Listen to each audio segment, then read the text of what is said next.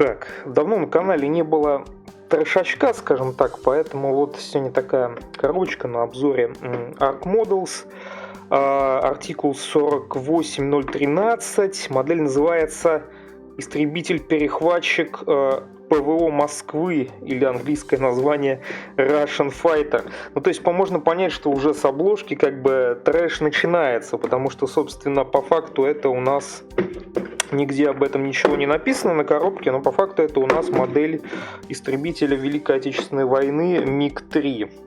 КБ Микоян Гуревич.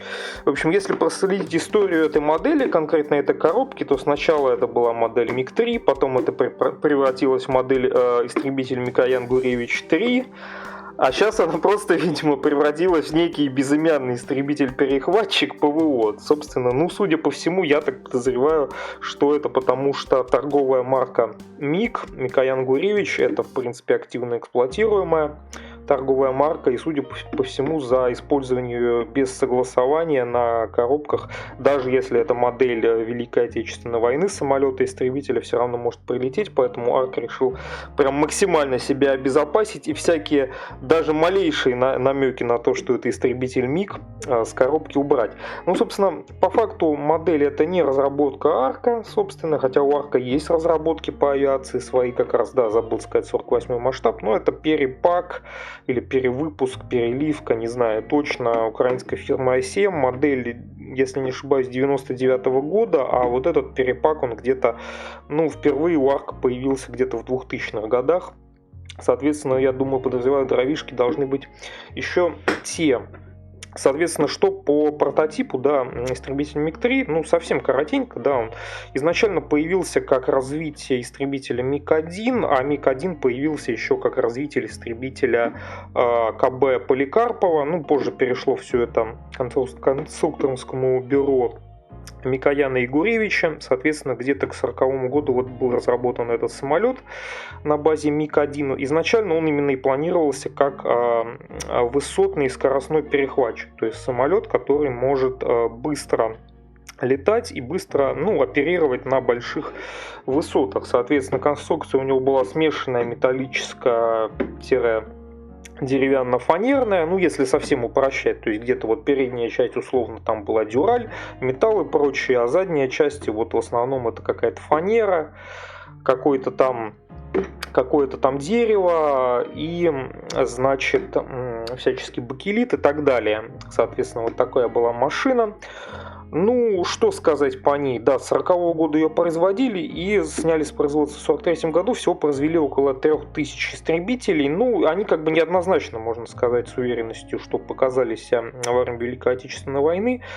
Недостатком в основном была сложность в управлении, то есть балансировка самолета приводила к тому, что он сложно было управлять, легко сваливался в штопор, при этом у него была недостаточная маневренность на низких высотах и так далее, то есть он серьезно уступал своим современникам, как и советским истребителям, так и немецким на театре Великой Отечественной войны, поэтому, так как, собственно, основное число именно истребительных каких-то боев происходило на низких высотах, соответственно, собственно, как истребитель какой-то массовый, особенно он и не удался, но при этом у него действительно были высокие летные характеристики на больших высотах, то есть там до 10, по-моему, 12 тысяч метров, соответственно, истребитель этот, собственно, на коробке и написано, он нашел свое применение в ПВО, то есть там, где, собственно, оперировали бомбардировочная авиация противника, соответственно, вот этот данный самолет мог эту авиацию перехватывать, успешно сбивать, и он долгое время до 1943 года использовался в ПВО, в том числе ПВО Москвы, вот как он указан и так далее.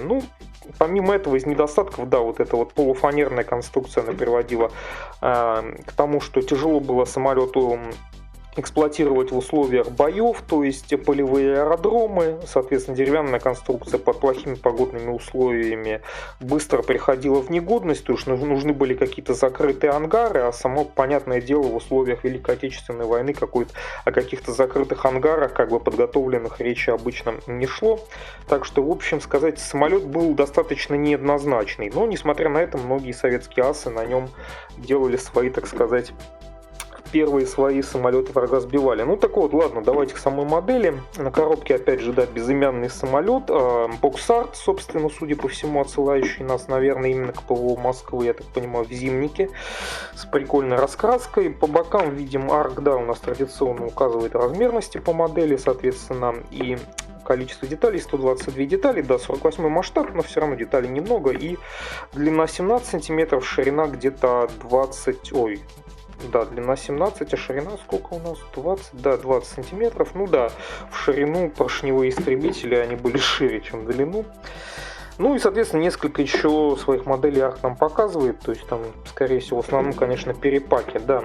Пленки еще, собственно, у нас моделька, прям классический анбоксинг у нас.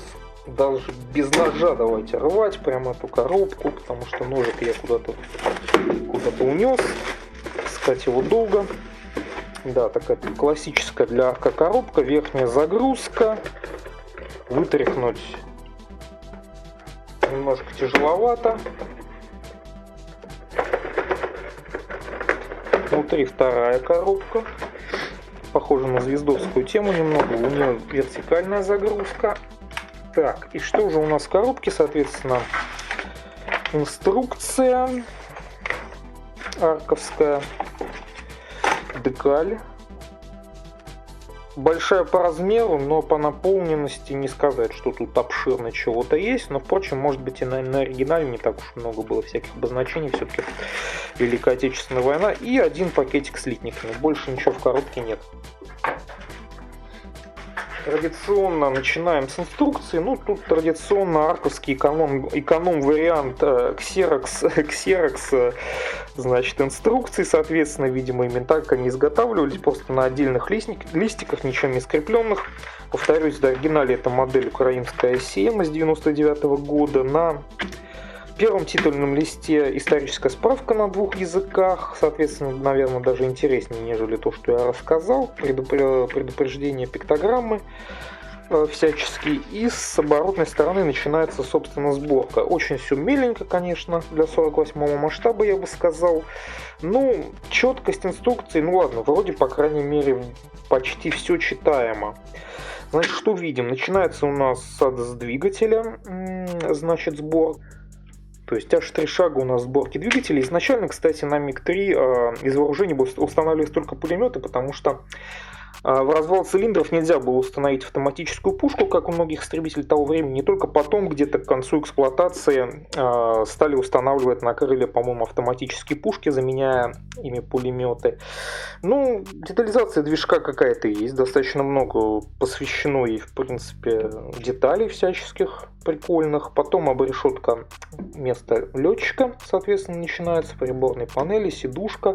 Ну, фигурки, кстати, самого пилота в модели нет, если кому это интересно. Ну, частично видно, что тут что-то, ну, какая-то детализация присутствует. Она не супер большая, приборка реализована декалью, да, мы ее там уже успели разглядеть. И, соответственно, ну, такая компоновка 48-го штаба довольно классическая. Она во многих звездовских моделях такая же, то есть сначала собирается внутрянка, а потом она, собственно, устанавливается. Вот у нас располовиненный, собственно, фюзеляж получается, все это туда ставится, движок, место пилота, какие-то сзади там агрегаты, еще там что-то по движку там и т.д.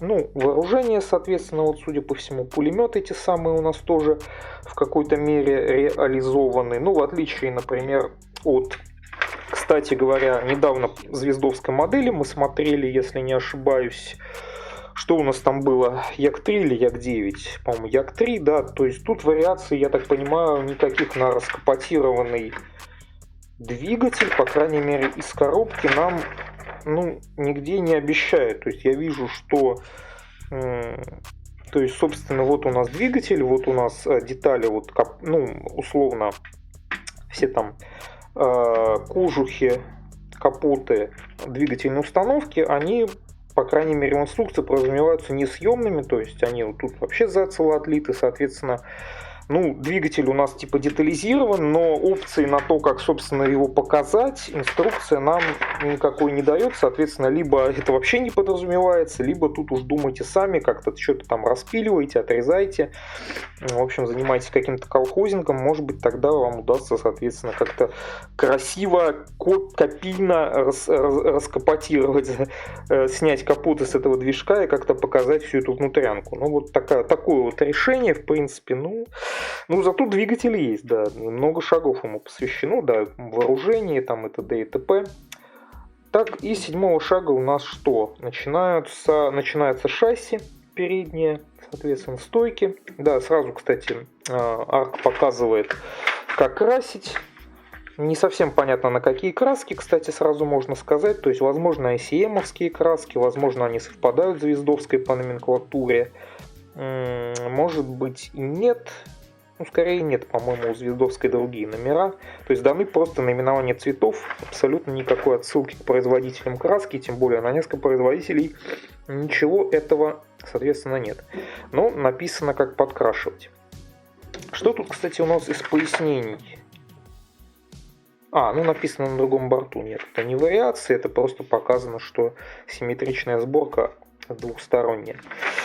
И дальше мы переходим на второй, соответственно, лист, который у нас 8 шагом продолжается. Тут уже практически сборка всего корпуса самолета. Как мы видим, решение довольно спорное в том плане, что крылья, собственно, отделены от центроплана. Отдельные детали, ну то, что они как вот бутерброд стыкуются, это ладно, это все почти так делают, а вот то, что они не зацело с центропланом, это, конечно, сложность большая, судя по всему, если учесть еще год производства модели, общий, скорее всего, гипотетически низкий уровень, как я подозреваю, из ее изготовления, то это, наверное, вероятно, вот выравнивание правильного угла крыльев, вообще вот это все может быть, скорее всего, быть проблемой, и тут либо какой-то стапель нужен, либо, ну, прям как-то вот, я не знаю, я думаю, это будет сложно. Что помимо этого, да, с хвостом та же самая история, ну ладно, это более типично, что по прозрачному пластику, да, он тоже в наборе есть, ну, я могу сказать, что здесь он как будто бы в инструкции нарисован, как будто бы, нет, там не целые детали, он просто видно, что стыкован, да, но это 3 разные детали, прозрачный пластик, то есть, ну, не совсем понятно, можно ли сделать вариацию на открытый, отодвинутый фонарь кабины, потому что, опять же, нам производитель ничего абсолютно про это не говорит, то есть детали раздельные, но можно ли как-то сделать вариацию на открытый фонарь, ну, не совсем понятно, потому что типа как бы нет, решили об этом не писать. Ну, вообще вот видно, что вот это вот мешанина деталей, тут, конечно, вот сэкономили опять же на шагах, на бумаге, куча деталей в одном месте, все это надо как-то правильно состыковать, чтобы это все не криво стояло в итоге. Ну, выглядит, в общем, честно говоря, как трэш какой-то. Ладно, и самый последний, всего 9 шагов, это у нас, собственно, установка тех самых подсборок шасси, вооружений. Ну, я смотрю, тут какие-то неуправляемые ракетные снаряды используются. Да, они, кстати, использовались на этих самолетах. То есть самолет мог воевать не только как истребитель, но и как, в принципе, работать своего рода штурмовик и бомбардировщик. У него были изначально при изготовлении возможность подвеса и бомб, и, скажем так, ракетного вооружения. То есть, соответственно, видимо, эти вариации показаны частично. Вот неуправляемые ракеты здесь, соответственно, воздухозабор. Опять же, краски как подкрашивать, задняя стойка шасси, кок винта, сам винт. Ну, судя по всему, подвижность винта, наверное, будет сохраняться. Хотя, ну, наверное, это не так уж важно, но про это нам ничего, опять же, не пишут. Все, в принципе, эта схема достаточно стандартная для всех самолетов такого масштаба. Ну и все, 9 шагом это все заканчивается. А потом, собственно, переворачиваем мы листочек наш, ксерокопию инструкции, и узнаем, что у нас есть раскладка литников. Их аж целых 4 непрозрачных, 1 прозрачный. И схема окраски тоже, понятное дело, абсолютно черно-белая, только на один вариант. 2 проекции дано, нижняя проекция даже не дана, ну как бы что-то там обозначено, и всего на один вариант, соответственно, самолета, тот самый самолет, который, судя по всему, у нас На коробке есть, то есть это, ну тут по крайней мере, то есть это зимняя, судя по всему, ПВО Москвы, самолет за партию большевиков. Несмотря на это, вот сразу можно глянуть на развертку декали, которая, кстати, здесь тоже распечатана. Видно, что по факту есть еще и другие варианты на декали, то есть которые у нас не присутствуют ни в каких схемах окраски, то есть какие-то номера, видимо, какие-то альтернативные, судя по всему, варианты девизов за Сталина, вот, например, есть. Но о том, что есть какие-то другие варианты окраски, помимо декали, ничего нам инструкция не намекает. То есть, видимо, если хотите, разыскивайте, собственно, эту информацию сами, потому что третий листик в инструкции это была уже непозволительная роскошь для ICM и, возможно, Arc Models. Ну, тут я точно не могу сказать, потому что комплектацию оригинальной модели ICM я не знаю, честно говоря, не изучал. Вот, зато у нас такой вот козырный пакетик, который прямо так можно, не разрывая, отклеить, раскрыть и посмотреть, что внутри. Соответственно, внутри у нас 4 должно быть литника. Начнем с крупных деталей. Соответственно, вот самые крупные детали — это детали крыльев. Такой вот бутербродик, она склеивается, какой-то такой очень шершавенький пластик. Интересно, прям, судя по всему, поверхность пресс-форм какая-то была такая очень потасканная, я уж не знаю. Ну, кстати, возможно, из-за этого краска будет легче прилегать, потому что так забавно. Ну, соответственно, детали металлические, парусиновые. Тут, судя по всему, что-то такое показано, элероны, все такое. Да, вот видно. Ну, как я уже сказал, никакого центроплана одной деталью нет. Ну, в смысле, крыльев и центроплана. Все это отдельно. Это сейчас уже довольно редко так делают. То есть, в целом, это, конечно, скорее всего, сборку нам усложнит. Ну, прям облои, каких-то огрехов литья, то есть облойчик виден вообще, вот по краям крыльев особенно, вот тут немножко видно, что как-то все тут как-то покусано, слегка погрызено, и что-то и обои какой-то, ну, не то, что прям катастрофически, но понятно, что качество отливок, ну, ниже шасси есть какой-то рельеф небольшой, кстати говоря, вот это, кстати, неплохо. При этом в нем нет толкателей, то есть толкатели на внутренних частях крыльев. Облучик, ну, минимальный есть, я, честно говоря, думал хуже, но, в принципе, все равно, конечно, видно, что пресс-формы уже подустали. Так, два литника, разные литники, не идентичные, соответственно, у нас по корпусу.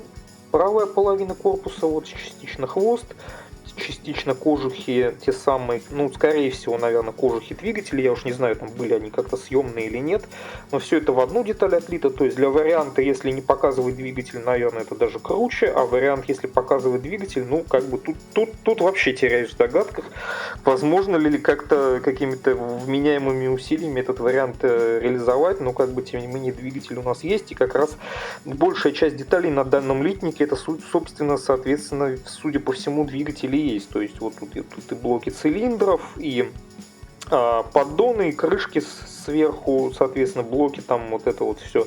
Есть выхлоп, соответственно, ну, выхлоп, понятное дело, не рассверлен, никаких отверстий в нем нет, все придется пропиливать вручную. Решетки, собственно, место пилота, судя по всему, тут еще какие-то элементы. Вооружение тоже блоки неуправляемые вот эти ракетные, скажем так, снаряды.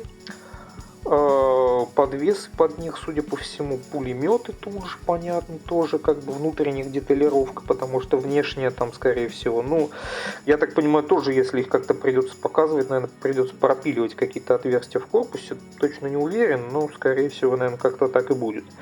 Ну и всяческая мелочевка. Ну, кстати, внезапно отливка выглядит лучше, чем от нее я ожидал, потому что я предварительно фотографии смотрел модели до распаковки.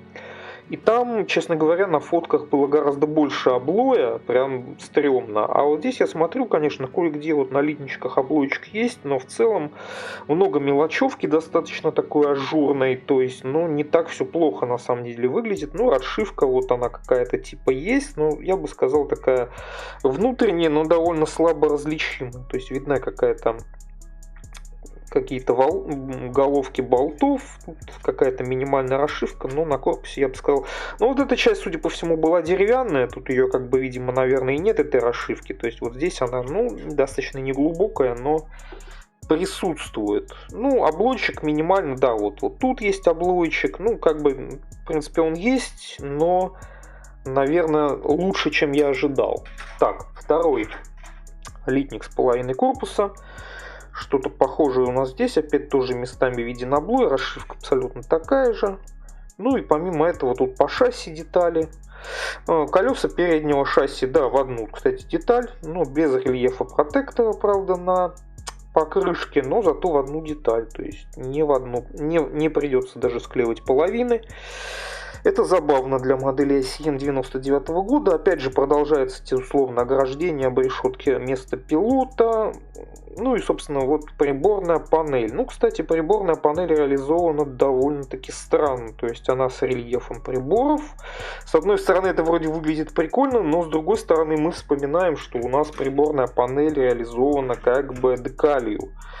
Поэтому не очень понятно, собственно, как мы должны, соответственно, декаль совместить с рельефной панелью приборов. То есть, судя по всему, ну, наверное, придется это все рельеф спиливать, иначе это будет выглядеть странно. То есть, ну, никакая декаль даже с приваривающими жидкостями, она ровно и красиво, ну, не ляжет на этот достаточно такой, ну, прям сильно выступающий рельеф. То есть, прям тут много всяких циферблатов они нам изобразили. Так что я что-то подозреваю, что, скорее всего, если захотим эту декаль реализовывать, а не накрашивать приборы, да, вот таким вот образом, вот накрасить что-то подобное кисточкой, я не знаю, есть желающие, нет, то что-то подозреваю, что вот это нам придется спиливать вручную, иначе это как-то странно будет. Ну, то есть второй вариации на...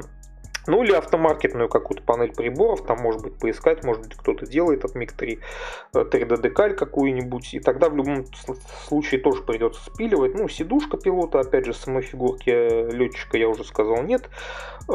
Щитки шасси вот эти, ну, с рельефчиком каким-то, в принципе, стойки, ну, там по мелочевке. То есть, в принципе, отлито с каким-то мизерным количеством облоя, ну, выглядит, по крайней мере, на литниках не так, что прям ужасно. Я, честно говоря, ожидал худшего. И последний, соответственно, литник с крупными, опять же, деталями. Центрплан. Он в одну деталь вот сделан. Такой шершавенький пластик. Такой тоже какая-то там расшивочка, клепка. Болты видны. Ну, как бы вот это все нам с крыльями придется, опять же, повторюсь, стыковать все вручную. Я даже не знаю, честно говоря, как ровно эти крылья без стапеля состыковать. Может быть, конечно, там какое-то чудо произойдет, и там будет такая плотная стыковка пазов крыльев с корпусом, центропланом, что, может быть, там все само встанет на место, и ничего никуда не поведет, ни крылья никуда не уедут, не загнутся, ни это самое. Но, как бы, я что-то сомневаюсь, потому что обычно при таких вариантах, конечно, ничего такого не получается, и там действительно нужно повозиться будет, чтобы у тебя, соответственно, не косой в итоге самолет получился. Но видно, что облой, да, вот воздухозабор, видно тут кусок облоя такой вылез, достаточно плотный облой. Это у нас даже, я, кстати, не могу сразу сказать, что это за деталь. По-моему, что-то там по центроплану, тоже что-то такие дополнительные, то есть такие большие достаточно шматы облоя вылезли на этом литнике. На винте тоже облой, вот видно его, да, вот этот литник почему-то как-то пострадал хуже всех, скажем так. Ну, капоты, кожухи двигателя, детали деревянно-парусиновые по хвостовому оперению. Соответственно, что еще? Ну и какая-то тут мелочевочка, не знаю. Кок винта, соответственно, одна деталь, но он вроде бы даже почти без огрехов отлит.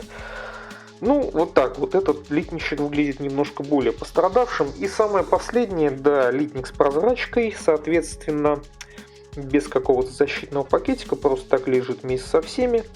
Ну, прозрачность такая, в принципе, лучше, чем, наверное, можно было ожидать. То есть не идеально, но, в принципе, какая-то есть. Опять же, 3 детали. Прозрачка, еще какая-то тут мелочевка, наверное, что-то по прицельным приспособлениям. Ну, соответственно, опять же, повторю, что в инструкции абсолютно непонятно, можно ли сделать отодвинутый фонарь пилота кабины, кокпита. Ну, судя по всему, вот эта деталь, наверное, отодвигалась отдельно. Наверное, теоретически можно попробовать что-то такое реализовать, но по факту, конечно, даже сам производитель не рискует нам что-то в этом плане предлагать. Ну и опять же, вернувшись к декальке, что можно сказать? Вот такая декаль, опять же, на вариантов больше, чем, собственно, предлагает нам производитель в схеме окраски. Соответственно, варианты остальные нам придется где-то в других местах разыскивать. Возможно, в инструкции исходной ICM, возможно, где-то там в других источниках в интернете. Ну, вот такая вот модель, такой вот перепак, атарка. Безымянный истребитель-перехватчик ПВО Москвы, который на самом деле является истребителем МиГ-3.